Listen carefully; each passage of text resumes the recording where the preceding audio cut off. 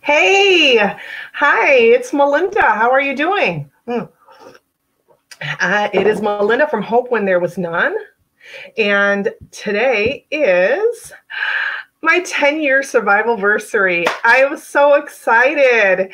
I can't just, I can't believe it's been 10 years. I really can't. It's there for a while. It seemed like time wouldn't go by fast enough. It seemed like it took forever. So I am just very excited to bring this broadcast on to you today to describe a little bit about what went on. But first off, let me introduce myself. Okay. And hold on a second. I'm using a new platform, so I'm just getting myself acquired. And so I am Melinda Kunst. I am the hostess of Hope When There Was None. And this originally started as a blog a little over 10 years ago now. I started it on MySpace. Remember MySpace? So I did start it on MySpace, and then eventually I did go to Blogger. So it was hopewhentherewas.none.blogspot.com, and it's still there. I do still update my blog from time to time. So again, I am the hostess of Hope When There Was None, and I'm also the author of Call Me Master, which was my memoir of surviving abuse, and the second book that chronicled how I healed about 95% of my PTSD. It was Rising from the Ashes, and that was awakening the beauty of life without abuse. Yes. So I did do those. Let's see. And those are available on Amazon, by the way. Just bear with me a second. I am just checking out stuff as I go along. So let's talk. How did everything go for me? First of all, it was a long, hard road. Getting to the point where I would leave was a long, hard road. And I'm not going to go through every gory detail about that. But again, it started when I was much younger with a stepfather. Then as a teenager, my mother finally did leave that man. And she went through a divorce. During that divorce, she did have somebody else. It's a great dad. His name is Chet, and they are still married today, and he has never beaten her, said anything wrong. I mean, they still have arguments. It's like a normal relationship.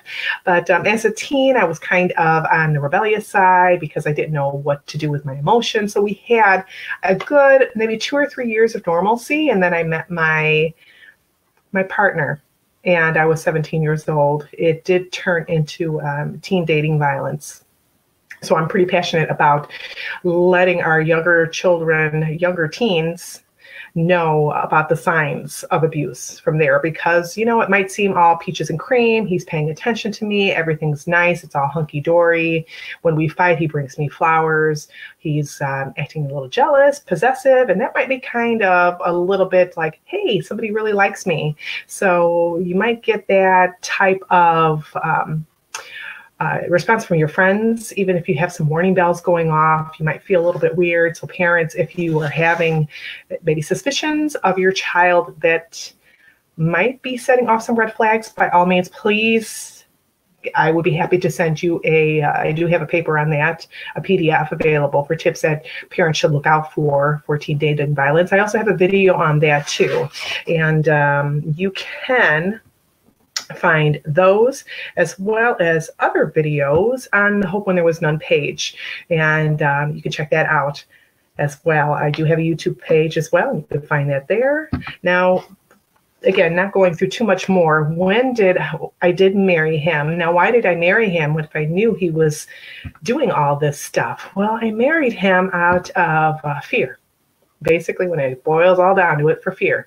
Now, my partner had told me that he was going to kill himself, that he would later kill me, kill my family if I had left him. And I believed him. He was kind of a bully in school. So when he said that he was going to do these things, I believed he was going to act on them. I didn't have a doubt in my body, not a doubt.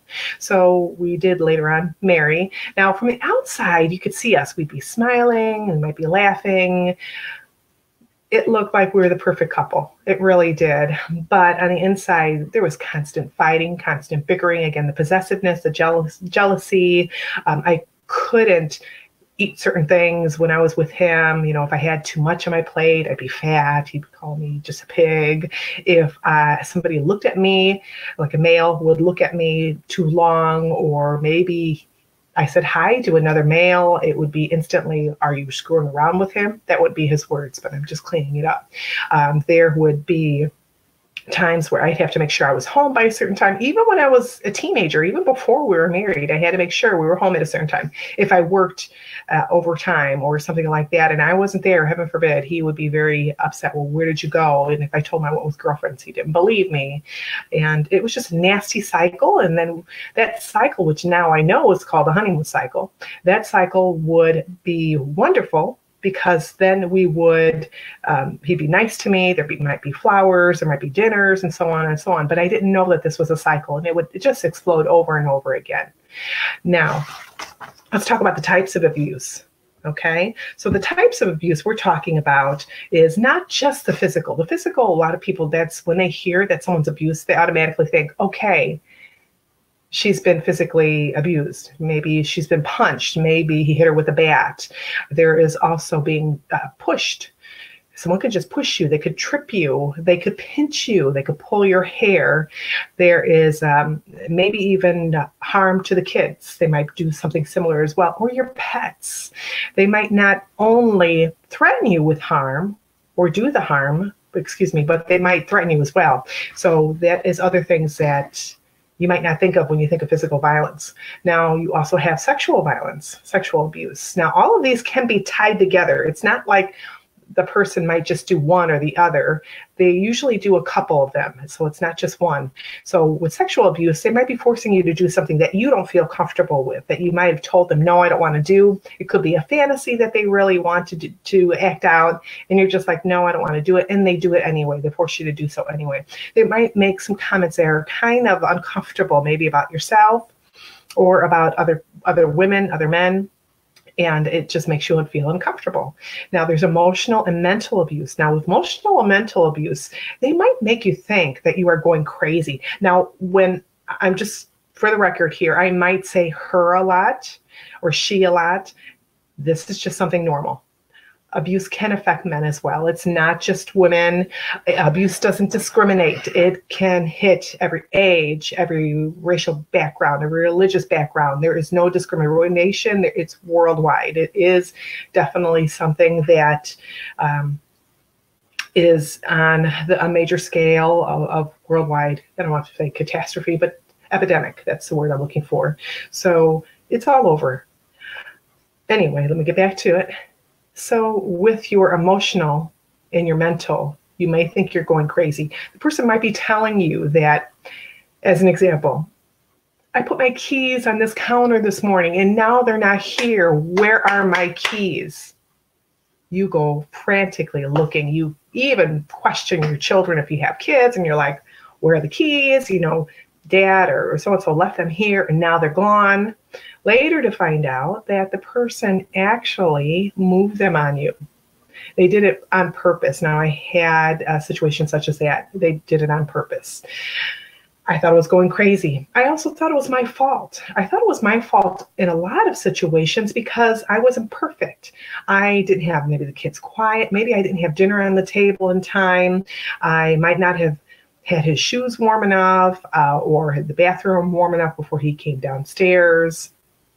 I may have been running late, hit a train or something like that, and only to have him explode. Now, I know that sounds a little bit on the crazy side, and it really does, even thinking back to it now. But back then, in the thick of it all, it was something that was very, very, very much my world. To make sure everything was perfect, to make sure I was perfect, to make sure the kids were perfect, the house was perfect, everything had to be clean and orderly. I had to make sure I was in time.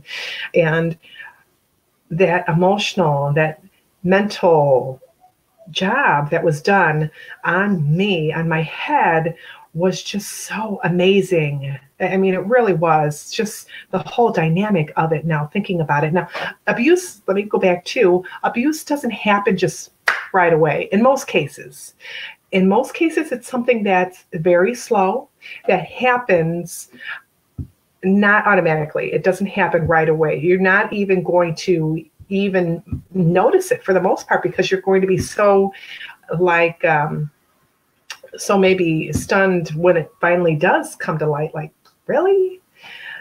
you're just going to be blown away. Now, you might even realize that it is being done, but again, you might think that you're going a little crazy, maybe you're a little off. Something is going to not set right with you, so you're just going to kind of brush it off. And again, you might take the blame. And he or she might make you feel like it's your fault. Now, let's go to, there is cyber. Now, this is something totally new. There's cyber abuse. So what do I mean by cyber abuse? It's not only after you leave your mate, but it's also during the time you are with your partner. Your partner might have some kind of spyware on your phone. They might have it on your computer. They might track your whereabouts, track the pages you're looking at, track, again, who you're calling, who you're texting. A lot of the phone companies do have this information. If you have a phone with them, they'll be able to see your text messages. So if you are doing something on the shady side, you better stop that, first of all. But you want to be careful, very careful when you're handling the spyware. Now, when you leave, that's a different situation, different story. Again, I do have videos on that about keeping yourself safe. That is on the Hope When There Was None. Check out my video page, but you can find that information there. Now, when you want to think about other abuse, there's elder abuse, there is religious abuse. There's also financial abuse, which is really big because most of us as victims don't have, I'm going to say a good majority of us might be stay-at-home parents. We might be relying on our abuser to provide food, to provide that health insurance, to provide just a roof over our head, a car, and so on. So when we want to leave, and again, this is going to be something I'm going to share in a little bit ago, this might hold us back a little bit. So that person might actually be controlling the finances. They might know it down to the penny. They might make sure, okay, I'm going to give you this $20 bill. I want a receipt. I want to see everything you spent. So you might experience that. And also there's bullying and, again, teen dating violence. So what also fits the terms is when I left, and I can remember this, again, this was 10 years ago today. I can remember the weather because it was really warm outside, and it was one of those, I knew I was going to leave, but I planned it somewhat. Okay. So I had my folks take my different little belongings. I'd have them pick it up because I was at an antique shop. I would have them meet me before the antique shop opened, and I would stuff my dad's car with whatever I could stuff. Now, this is my third time I left. Most victims do leave their abusers countless times. I mean, not just 2 or 3 or even just one time. They might leave them 7, 8 to up to 25, 30 times before they finally stay gone. So it's not uncommon. So I had left for that third and final time. I didn't know when he was going to be out of the house so I could leave because he was a construction worker, still is. And so when I heard the news, I jumped on the phone as soon as he was gone, called my sister as soon as I could and told her, he's gone. I need you over here. And everything was just set in motion. I mean, I didn't even tell my children. I kind of had an idea when we were leaving because I did talk with the kids' school and let them know of the situation. And so they were aware that the kids were going to be transferring. I just didn't know exactly when, but it was going to come soon. So, I mean, I remember just jumping on that phone, just being all pumped up with just so many emotions and just so scared and nervous because I didn't know if he was going to come home on accident or, maybe he forgot something. Maybe things got canceled. There could have been a dozen reasons why he could have came home. And I was so nervous. I really was. I could feel my heartbeat. I was sweating. It was very, very much like you see in the movies. Honestly, it really was just that fear, that adrenaline was going, and I was so wired. I didn't know whether to cry. I didn't know whether to laugh. I didn't know anything but fear. I could tell you that much. I was really scared at that time. So what I'm getting to now is other terms. What I did not know until much later after I left, there are other terms for the abuse. And again, I didn't really even consider myself abused at that point in time. It was just normal to me. I grew up like that. So I didn't know that these things had labels on them until I had left the first time in 2007 when I talked at a women's shelter. When I talked to a gal there, we did stay for a while. We were a little a guest for a little bit. And she told me, well, yes, you're abused. And I had no idea. It's like, no, he's just a little bit heavy-handed. He just calls me names every once in a while. And she had to stop me. She patted me on my arm, and she's like, honey, you are abused. It doesn't mean, and I said, no, because, those people, they're hit with bats, or, they're really something entirely different. They're all bloody all the time. And she says, no. And she had to tell me a few times, no, you are being abused. This is real. This is what you're going through. And I just couldn't believe her. It just didn't seem like a fair faucet in the burning bed. That type of thing is when I see someone that's abused, that's what I automatically think of. I didn't see myself as that. So again, let's talk about different names, terms. As a victim, I did learn there was gaslighting. And I'm not going to go through all the terms right now, but there's gaslighting, what the meanings are, excuse me. There's gaslighting, there's narcissism, there's being a sociopath. And some of these have to do with mental health as well. There is a psychopath. There is a covert abuse, which I just learned. Helena had just given us, if you check out other videos too, she had just given a great interview about covert abuse. Please check that out. And also love bombing. There's hoovering. There is so many other different terms that you can learn about abuse. I had no idea. I really didn't. When I first left, I did kind of scour everything that I could and find about abuse. I actually got a little too overwhelmed. I got so overwhelmed that when I would join different groups, I would hear these other stories and I would come out feeling so crummy afterwards. I really would. I feel worse than when I went in, and I was looking for support and I couldn't find exactly what I was looking for. I didn't know exactly what I was looking for, but I know putting myself in those groups was not helping. So, they are great groups out there. There's wonderful groups, but you have to find something that works for you. And I know I've joined a few others, not only with domestic violence, but I have chronic Lyme too. So I know sometimes that can be a little heavy. So you might have to distance yourself from those if you're just a newly survivor, let's say that, or if you're just discovering the abuse. Just be careful, okay? Give yourself a little bit of time. Now, as a victim, you're going to get the question, why do you stay? Why do these people stay? Heck, right? They should just leave. As soon as somebody first gets hit or pushed or whatnot, they should leave, right? Yeah, well, it's a little bit more detailed than that. It sounds easy, but it's a little more detailed than that. So what happens is, when you're in this abusive situation, again, this is taking time. This might be something, this person might have been grooming them for some time. Now, when you're grooming somebody, you're being really nice. You're being awesome. You're doing things that are really sweet. And this not only adults, but this can happen with child molesters too. They can just pay a little more attention to you. And it just seems like everything's awesome.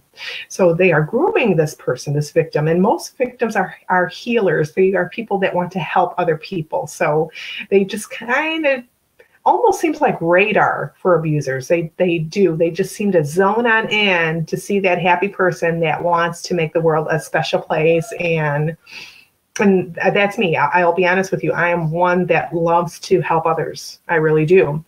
I want to be able, and I see love in the world. Even now, I still see this as the world is loving, and I want to spread that positivity and love wherever I go, and even put it out into the universe, into the world.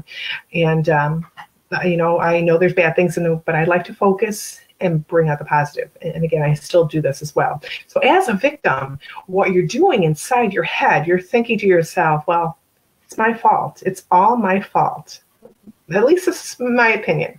It's my fault. Again, thinking if I would have just did this, if I would have did that, it would have been perfect and he wouldn't have exploded. If I had done this, the kids, again, those excuses. You might be afraid of your partner and afraid to leave because honestly, the scary outside world, especially depending on how long you've been in that with that person. So if you've been in there, like, let's say 2 years and up, or even a year, you might be nervous. Well, now what? I don't have a job, or now I need to find a place. How am I going to put food on the table? How am I going to get a car?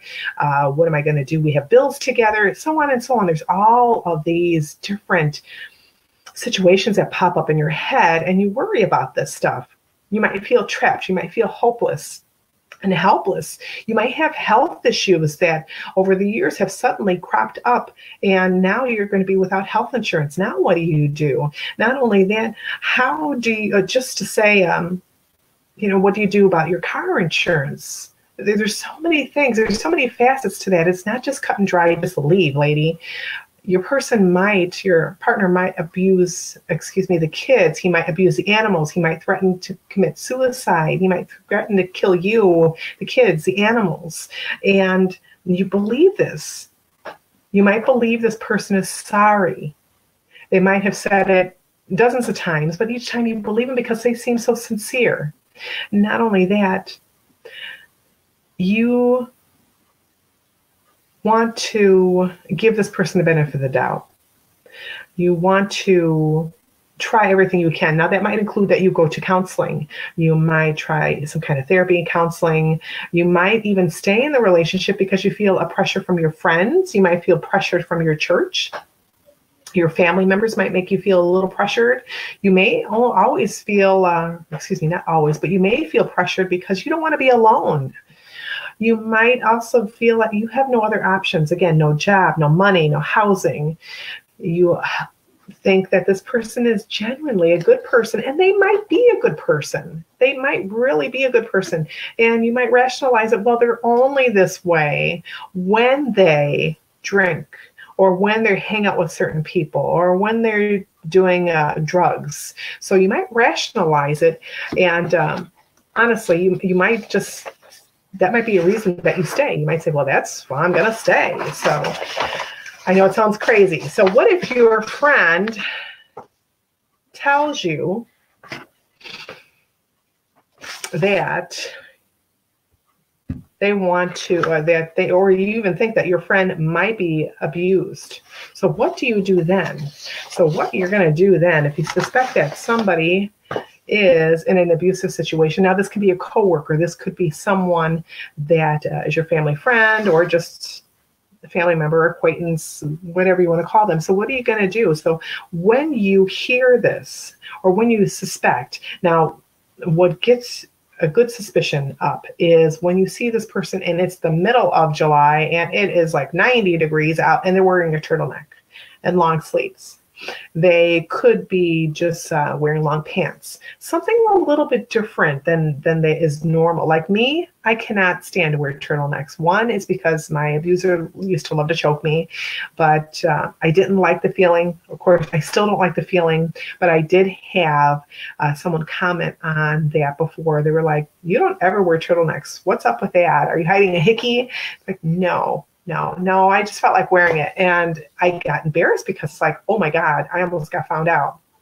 So wearing something that might be a little bit different than they normally would wear, or again, in those hot summer months, now they might cancel plans with you. Maybe you wanted to go out for a girls' night or a guy's day, and all of a sudden your friend, it seems like notoriously always cancels for this. Doesn't give an excuse, but always cancels.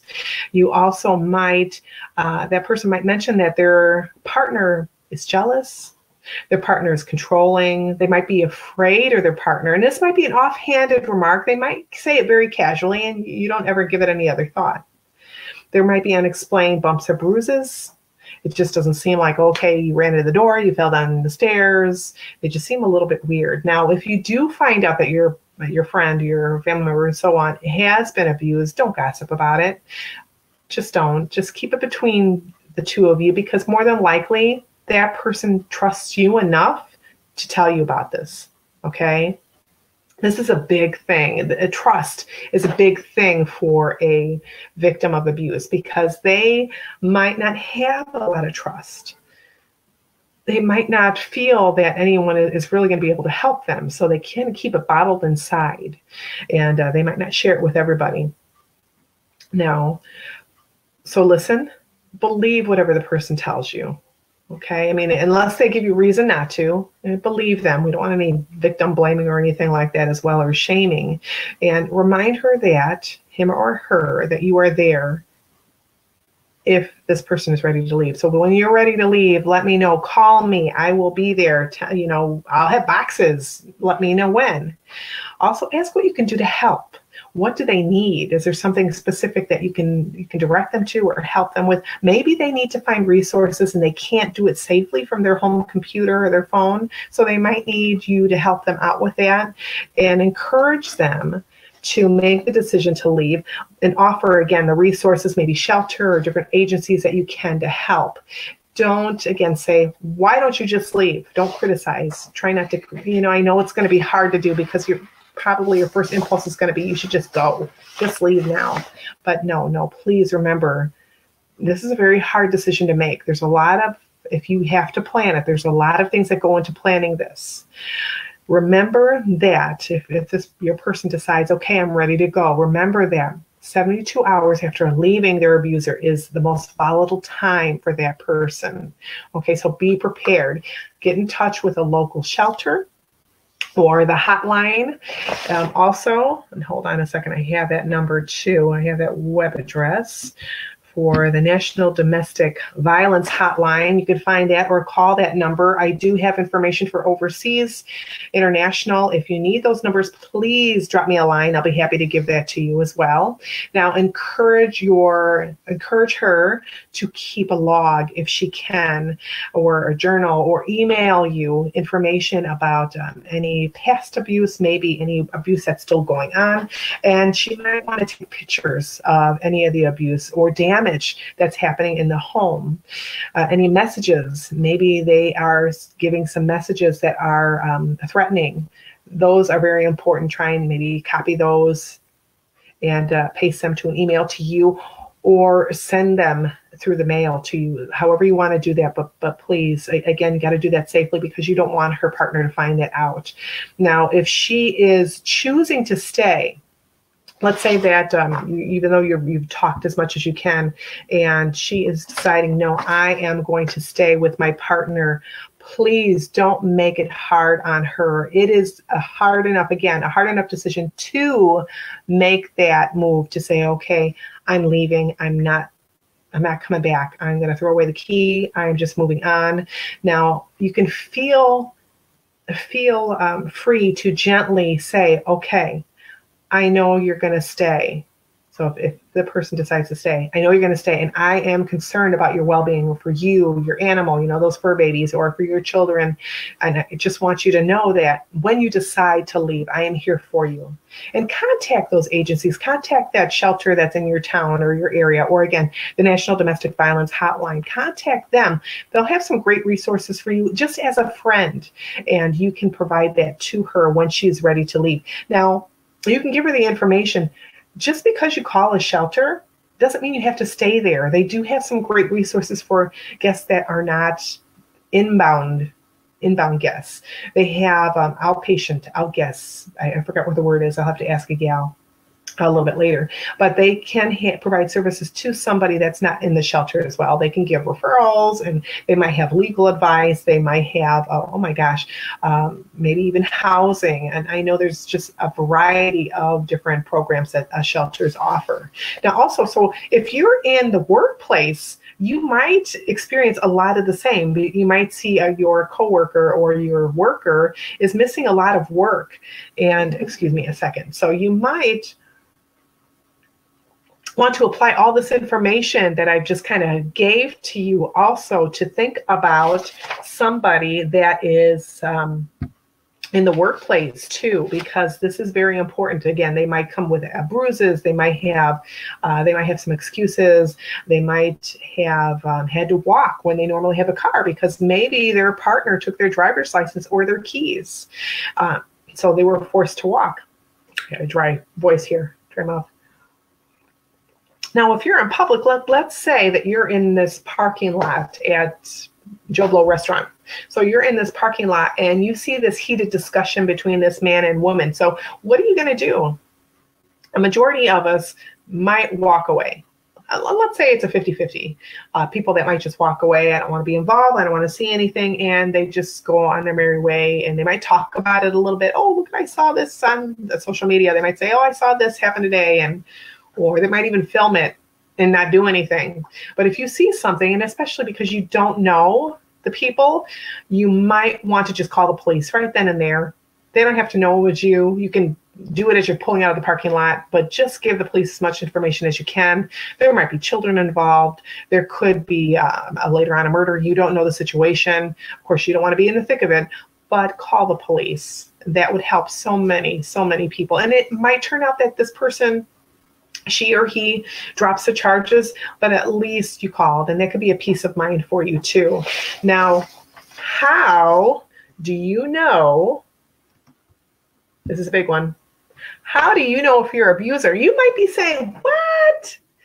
Okay, so how do you know if you're an abuser? You might not even know it. Now, I've met and talked with some people, and they had no idea that their partner was feeling bad about the relationship. They had no idea. And the reason why is because some of it was verbal and emotional, a little bit of mental too. It was never physical. And they had no idea. And I know that sounds so overwhelming, because you would think, yeah, you would know that you're a bully and whatnot, but sometimes they don't know. So if you are questioning whether any of this is about you, let me ask you a few questions. One, do you ever check on your partner often? Now, when I say check on your partner often, I mean, are you calling your partner, like, let's say 2 or more times in an hour to find out what they're up to or what they're doing or who they're with? Now, are you doing that every hour? Are you doing every couple hours? More? Less? Do you threaten to harm your partner? Kids? Pets? Do you threaten to destroy items that belong to your partner? Do you touch your partner in a way that makes them afraid? And you'll see that. You'll know that look. Or even your children. Do you have to when you use your big voice, does that scare everybody? Do you notice that, again, your partner and the kids, maybe they do fear you? Do you belittle your partner or your children or others to make you feel good? After an argument, do you promise to change or to be good, but it only lasts for a short time or at all? Do you get angry in a way that people fear you? So let's say you're out at a restaurant and something doesn't go your way, or maybe you didn't get the right food. Do you just kind of blow up? Have you answered yes to any of these questions? Okay, there is help. There are agencies that you can talk to. Again, the National Domestic Violence Hotline is one of those. You can call them as well as local shelters to find out what resources or agencies are in your area. There is help for you. There is hope for you, but you have to want to change. You really do. You have to want to. And I think I'd like to say a majority of people are good and want to change, but you have to want to. You really do. If your relationship is worth saving, you have to want to change. Now, let's say that all of these do resonate with you. Okay, so all of these are like, yeah, yes, Melinda, okay, yes. So what I'd like you to do is, when you feel yourself getting angry, when you throw that first glass, you pause, take a deep breath, and you turn around and leave the house or the apartment, wherever you are. Just take a deep breath, go for a walk, maybe go listen to music, confide in a friend, something of that nature that'll help the situation too. You will have to consider getting help from a professional. Counselor, therapist, maybe seek some anger management. Also, if substances are a factor during your moments, perhaps you would like to, or you need to speak to somebody that can help you with that if that's a problem. Now, I am not a person that has had, when I was a child, I did have my stepdad. He was involved in substance abuse, but my other partner, he did not, my ex. So, but please find support for that too. Again, you have to really want to change, and you have to be honest with yourself. I mean, does any of this really speak with you or to you? Now, I am hoping that you're still with me here, okay? Now, let's talk about the legal system. The legal system, you're going to be probably hearing a lot of bad things about that. There's good and bad with everything. So with the legal system, when you decide to be brave enough as a victim to go ahead and call the police, do me a favor, stay calm. And I know this is going to be hard because I've had those instances where I have just been all fired up, but try and stay as calm as you can, okay? Now, ask for the police, call 911, or you might want to call, depending, you could call non-emergencies as well. So I'm in the state, so it's 911 for us. So you go ahead, you say you want to file a report, and ask for a police officer to come. They might ask you briefly, well, what's this about? You give them like the Cliff Note version of that. When an officer comes, you will have to have your ID ready. So have your ID information ready. Have any supporting paperwork like no contact order, restraining order, protective order, anything of that nature that you already have that ready for that police officers for when they come. You just kind of give it to them, just say here, let them know the situation, what's transpired, why they're there. Again, don't elaborate and don't get all overheated. Just try and keep it really cool as much as you can, okay? And hold on a second. And try to be as calm as you can. Now inform the police, like let's say the neighbor 2 doors down heard what transpired. Of course, ask your neighbor if it's okay, if they're a witness. Let the police know, hey, Jane down the block saw the whole situation. She'd like to speak to you, give a statement as well. That's awesome. That's great if they do. Again, those past events, if you have other occurrences, let them know. And ask the police for their name, their badge number, and if they have a card, sometimes they might have a card that you can have too, and the report number. When your report will be ready, because that's very important, especially if you're going to take this further if it's your first time you're doing a protective order, restraining order, no contact order, all those fun stuff. Now, ask for help. Now, you might be a little nervous to do so. What do I mean by help? Well, let's say if you're raped, you might need to go to the hospital. If you are in need of counseling, perhaps they have information for a shelter and they can provide you with that counseling information. Just whatever you can, whatever resources that you can. A majority of the time they are free from our area, majority of the time, or they might be at a discounted rate. The help that you get from a shelter, oh my gosh, it can be really wonderful. If you have to go to court, but please do me a favor. Let's say you've got all your paperwork, you've got your report, you filed your protective order. And again, I do have information about that on hopewhentherewasnone.blogspot.com. Yeah, let me share that real quick. I do have information about that, as well as other information.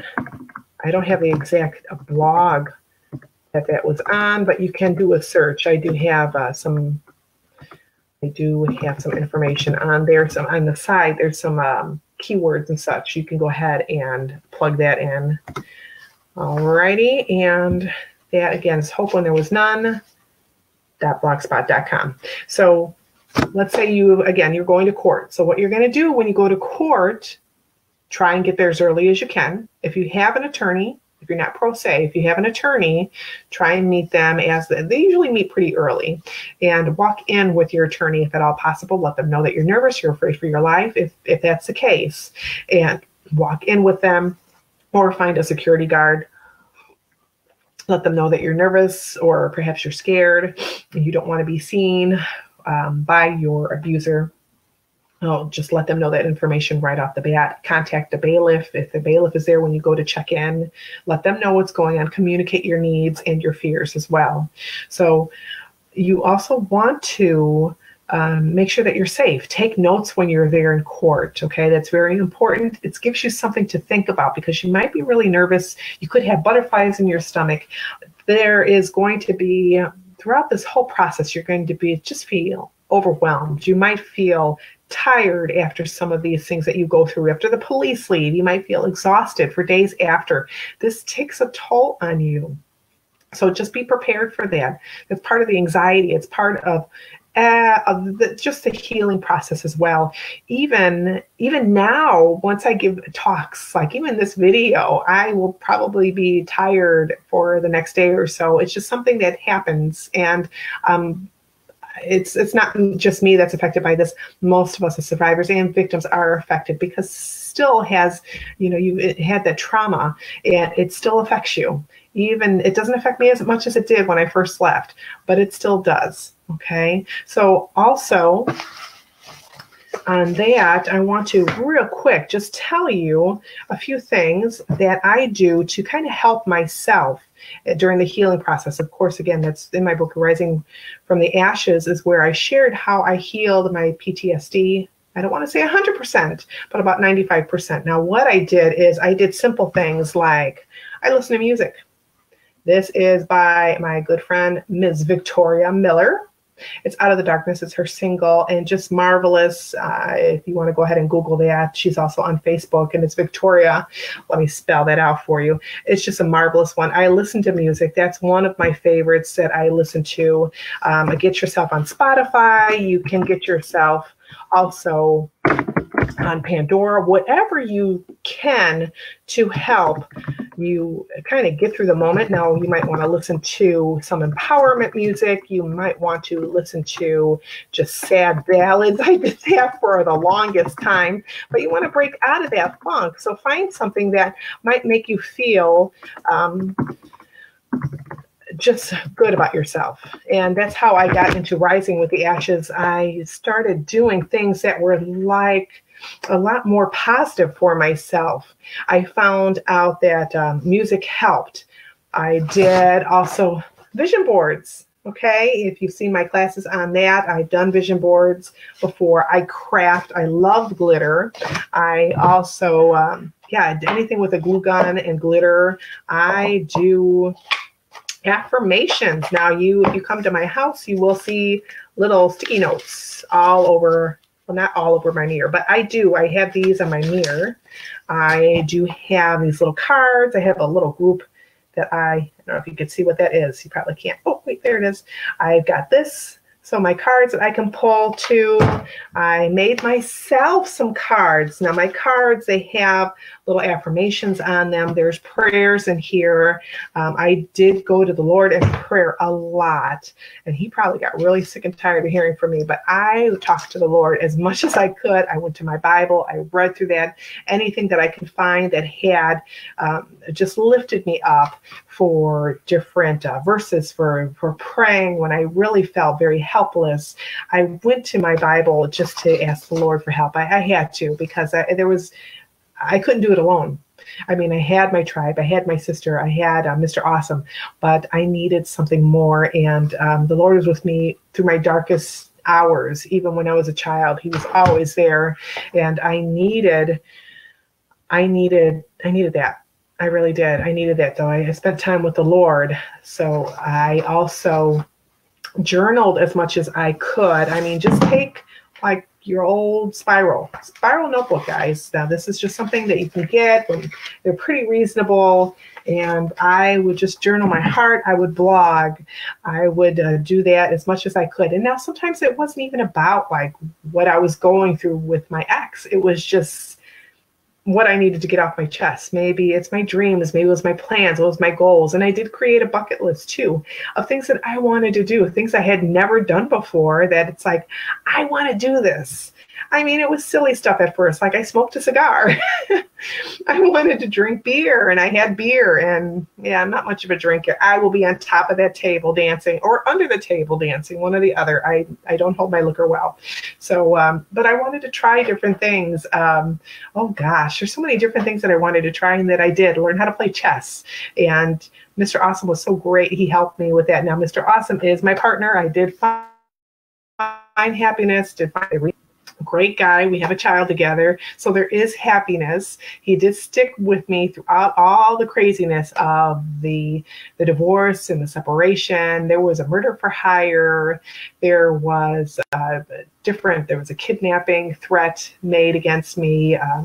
My older son had threatened to kill me in a separate incident. He also attacked Mr. Awesome at the courthouse early on. So, I mean, there was all kinds of craziness. And this man could have ran for the hills, but he didn't. He stuck with me. And here we are married. And again, we have a child together. It was crazy. That whole thing, just not only did the experience of being from a childhood abuse to being an adult, then with abuse background, was that crazy, but just the healing, it's going to be slow. You have times when you're like, wait a minute, really? I can't have this slow. I can't have this. I need to be healed right now and then and there. And it's not going to help to cry about it, to argue with it. It's going to take time. And please be gentle with yourself. Now, why I just shared with you the crafting, the music, and so on is because this is what I did to help heal me. It's a little more holistic. It's getting outside, grounding myself, just being in nature. And I know it sounds all hippie-like, and maybe it is. I do essential oils.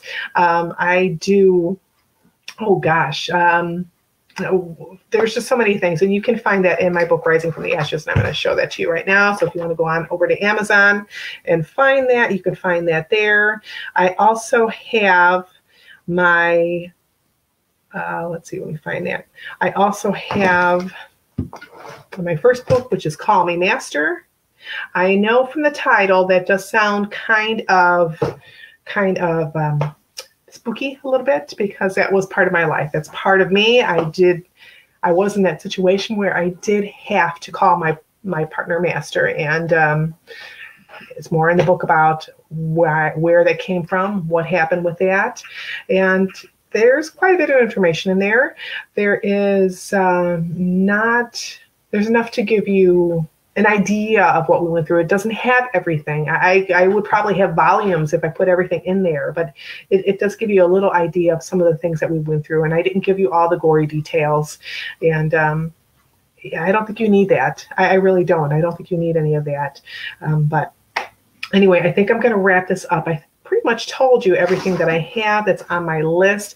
I do ask you, please, please, please, if you can share this, I would greatly appreciate this. This is also, we're going to be winding down with teen dating violence awareness for the month of February. Please visit me back in April. There's a couple things. And even later this week, I am going to have an interview coming up with a gal from a shelter to discuss a shelter. So, because I think that's kind of dark and scary for people. They might not understand or know what a shelter is like. So she's going to shine a little bit of light on that. So please join me a little bit later on this week for that. I believe that's on Thursday. And I will be having some more interviews as we go along here with other victims, survivors, also people that are in the advocating line of fire, if you want to call it that. They'll be able to give us some information, some support, and also some other great tips and suggestions. So please stay tuned to this. Again, share, because you don't know who on your list you might be helping. There are people that I knew had no idea what we went through. So there could be somebody that it might not be a physical abuse. It might be a verbal abuse. It might be an emotional thing. It could be abuse by their relative. It could be maybe a father is just being verbal. And I just say just. Verbal abuse sometimes feels almost worse than physical abuse. And I know that sounds strange, but those words cut deep. They really do. They cut deep to your heart. But I'm going to be signing off now. I'm going on almost an hour. I was going to take any questions, but if you have any questions, please leave them in the comment box. I'll be happy to answer those at a later time for you. I can get back to you privately. Again, please share any information that you might this information with your group, because again, you don't know who is affected by abuse right now, and I would really like to help them. And in order to do so, I do need you to share, if you can please do so. And that sounds like begging, Anna. I am a little bit. Okay, but I am going to let you go. I'm going to sign on off. I will talk at you later. This is Melinda Kunst from Hope When There Was None. I hope you have a great day, a great night, and thank you for joining me. I do appreciate it. Just hit the hashtag replay. Again, ask any questions that you might have, whether it be about abuse, whether it be about my story, or anything else, any of the topics. If you need a transcript or a PDF of what I just spoke of, because I did go through it pretty quick, I am happy to provide that to you. Just let me know. Please join the Hope When There Was None group if you are a victim or a survivor of abuse. We do have, it's a little more to self-care for those that need that, because self-care is so important when you're in the healing process. I didn't realize how important it was. And again, this is open up to any type of abuse, any victims or survivors of, whether it be when you were a child, perhaps you are an adult, perhaps it's an office type of setting, maybe a coworker, whatever it is. School bully, please join the group. You'll find it on the Hope When There Was None page. Look for the group tab and send me a message. Just hit the group page that you'd be interested in joining, and I will go ahead and approve that for you. As always, I love you. I'm thinking of you. I believe in you. And stop by, say hello, message me privately if you have any questions. I'm going to go. Love you. And thank you for stopping and joining me. I appreciate it. And thank you for supporting me. 10 years, 10 amazing years. I just want to let you know that anyone can do it. Anyone can do it. And there are tips and suggestions that I do have in other videos, and how to keep yourself safe. It's never too late to start again. It's never too late to reclaim your life, to find that person that you were. It's never too late. I promise. Bye.